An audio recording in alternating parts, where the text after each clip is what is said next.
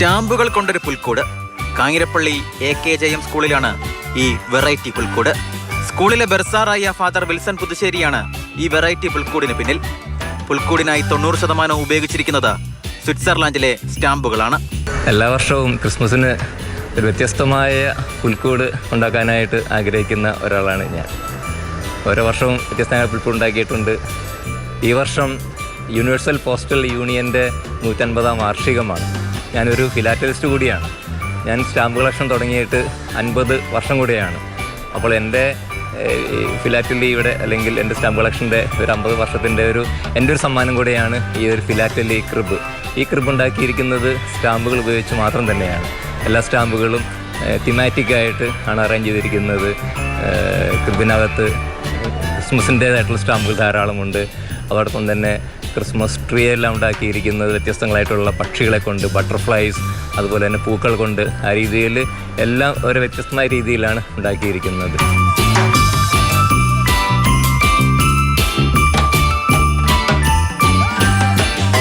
സ്കൂളിലെ കുട്ടികൾക്ക് വിനോദത്തിനൊപ്പം വിജ്ഞാനവും പകരുകയാണ് സ്റ്റാമ്പുകൾ കൊണ്ടുള്ള ഈ പുൽക്കൂട്.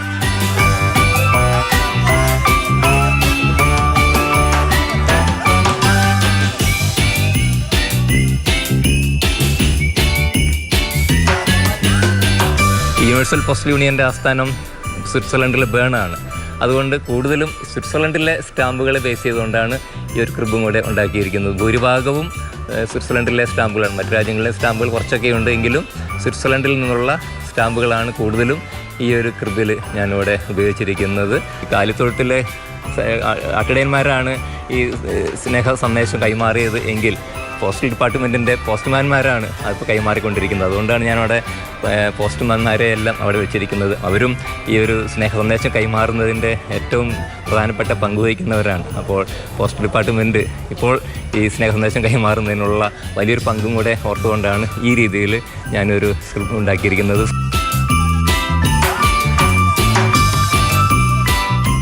നൂറിലധികം രാജ്യങ്ങളുടെ സ്റ്റാമ്പുകൾ ശേഖരിച്ച് സൂക്ഷിക്കുന്ന ഫാദർ വിൽസൺ പുതുശ്ശേരി ഇതിന്റെ നിരവധി പ്രദർശനങ്ങളും സംഘടിപ്പിച്ചിട്ടുണ്ട്. ഉപയോഗശൂന്യമായ പേനകൾ കൊണ്ടും രാജ്യങ്ങളുടെ പതാകകൾ കൊണ്ടുമൊക്കെ ഫാദർ നേരത്തെയും പുൽക്കൂടൊരുക്കിയിട്ടുണ്ട്. മാതൃഭൂമി ന്യൂസ്, കോട്ടയം.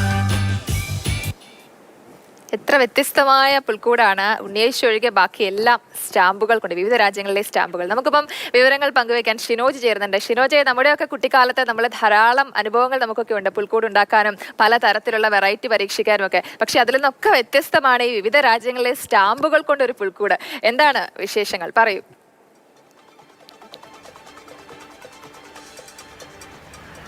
ഹിമ, ക്രിസ്മസ് ആണ്, നാട്ടിലാകെ ക്രിസ്മസിൻ്റെ വൈബാണ്. നമ്മൾ പലതരത്തിലുള്ള പുൽക്കൂടുകൾ നമ്മൾ കണ്ടിട്ടുണ്ട്. പ്രത്യേകിച്ച് പല തരത്തിലുള്ള പുല്ലുകൾ കൊണ്ട് ഉപയോഗിച്ചൊക്കെയുള്ള വെറൈറ്റി തരത്തിലുള്ള പുൽക്കൂടൊക്കെ കണ്ടിട്ടുണ്ട്. പക്ഷേ ഈ കാഞ്ഞിരപ്പള്ളി AKJM സ്കൂളിലെ പുൽക്കൂട് എന്ന് പറയുന്നത് ഒരു വെറൈറ്റി പുൽക്കൂടാണ്. സ്റ്റാമ്പുകൾ മാത്രം ഉപയോഗിച്ച് തയ്യാറാക്കിയ ഒരു പുൽക്കൂട്. ഈ AKJM സ്കൂളിലെ ബർസാറായ ഫാദർ വിൽസൺ പുതുശ്ശേരിയാണ് ഇതിൻ്റെ പിന്നിലൊക്കെ ഉള്ളത്.